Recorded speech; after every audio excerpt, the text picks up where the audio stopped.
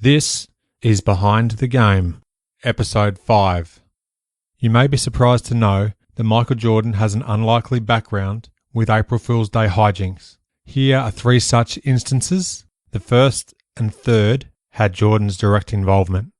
First, we head to Wilmington, North Carolina, April 1981, courtesy of The Galleon, Laney High School student newspaper.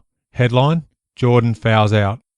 At left is a photo of a disconsolate, teary-eyed Michael Jordan, with a caption, "Bitter tears of disappointment stain the face of Michael Jordan as he becomes one more senior to join the Laney 4-year plan." The photo will be in the show notes. The Galleon has uncovered the mystery of why Mike Jordan was crying in the lobby of the guidance office. Guidance counsellor Lee Moore had just informed Jordan that not passing 3 semester courses and 1 full-year course has resulted in his failure for the year.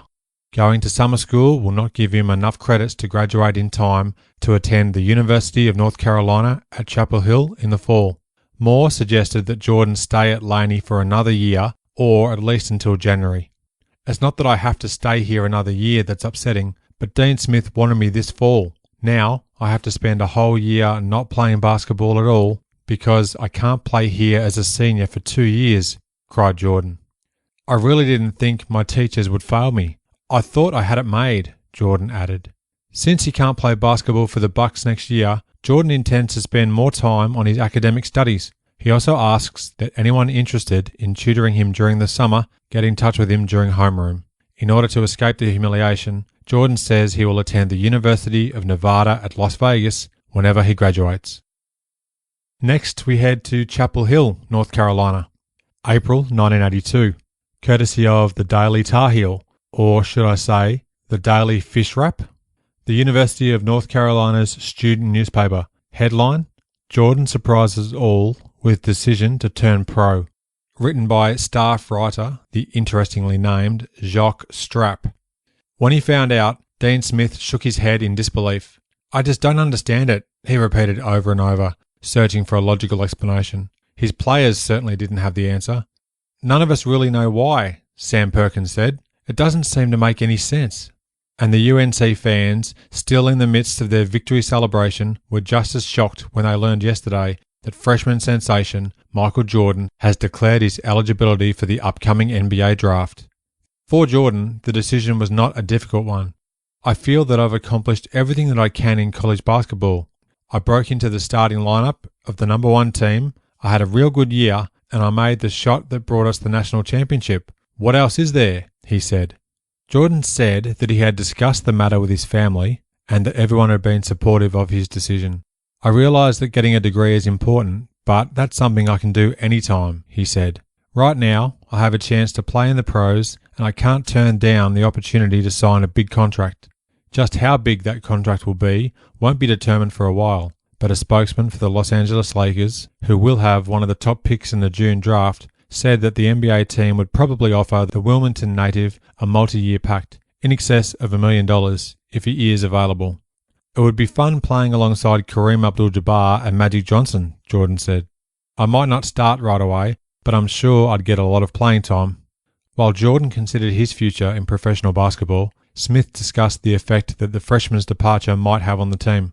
"It's certainly not going to help us," Smith said. "With Jimmy Black graduating and now this happening, we're not going to have much experience in the backcourt." UNC students, meanwhile, were in an uproar. Within minutes of hearing the news, students were making plans for a huge protest this weekend on Franklin Street. "We're going to do everything in our power to get him to stay," said student Carolina Zeke. "If you thought Franklin Street was wild Monday night, just wait until this weekend." Upon learning the news, Virginia center Ralph Sampson confirmed that he would remain in college for his senior season. "I figure that with Jordan leaving, Carolina is going to be weaker next year," Sampson was quoted as saying. The chain reaction continued. After hearing of Sampson's decision, UNC forward James Worthy announced that he also would play his senior year, ending speculation that he had played his final game in a Carolina uniform. "I was seriously considering going into the draft," Worthy said, "but after Mike decided to go pro and Sampson said he was staying at Virginia, I felt obligated to stay another year. It would hurt the team too much if I didn't." Last but not least, we move to Chicago, Illinois, April 1987, courtesy of the Chicago Tribune. Headline, Jordan's joke, a jolt to listeners. What's an April Fool's Day without a radio announcer pulling a prank? Sportscaster Pat Benkowski of WKQX-FM played on what would be a Chicago fan's worst nightmare, Michael Jordan's retirement, to jolt several thousand listeners Wednesday morning. Imagine tooling down Lakeshore Drive and hearing Jordan say this on your car radio. Today's music, Q101.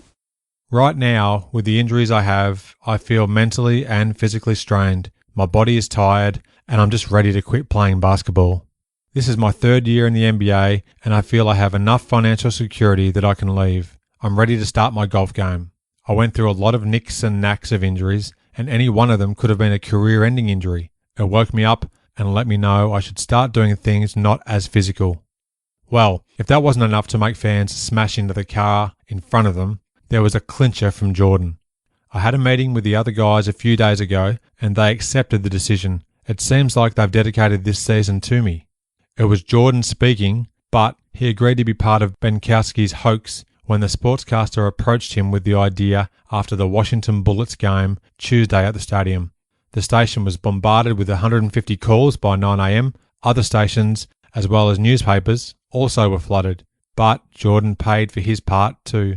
The Bulls superstar, who said he was astounded at the response, had his phone ringing all day with anxious friends and business associates.